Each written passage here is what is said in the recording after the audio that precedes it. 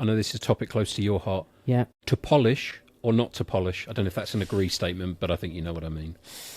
To polish or not polish? I guess I'll take it as it's always good to polish a watch. I would say disagree. Not strongly disagree.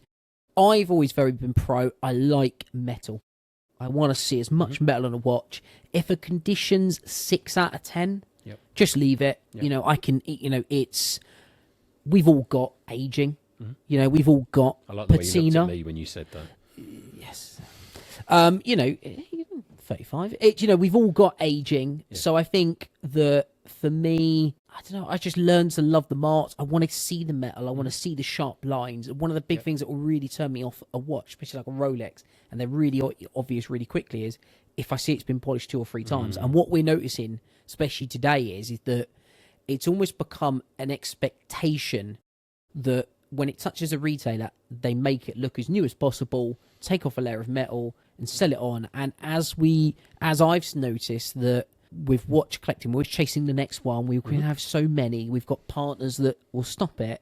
We move these pieces on, and as soon as they're touching a retailer, it's straight polish, done, and we're just losing the metal. So my preference is always, if it's a 6 out of 10, just leave it. 7 out of 10, 8 out of 10, 9 out of 10, just leave it. Learn to love the marks, or just go and find one that's a nicer condition. Pay that extra, go get one that's a nicer condition. But if it's below a 6 out of 10, I would probably consider doing it. But I'm a very big fan of, I want metal. So I would agree that I disagree. There you go. That's a bit of a... It's too late. You've hurt my head. Yeah. So I disagree with the statement about polishing and so I'm agreeing with you. Yes, yeah. It's because 2 things, actually. One, watches are to be worn, not to be kind of babied and left in a box pristine, clearly within reason. Yes. But also, and it was actually a piece of advice that a jeweller gave to me years and years ago.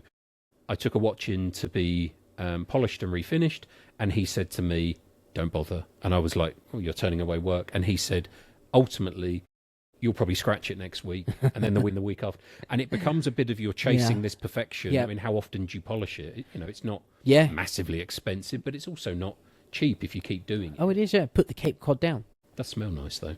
Oh, I'm not a fan of it. No, I can't. And I hate it when I get a watch in and I can smell it straight away. I'm like, oh, God. Oh, please, no. Yeah, no.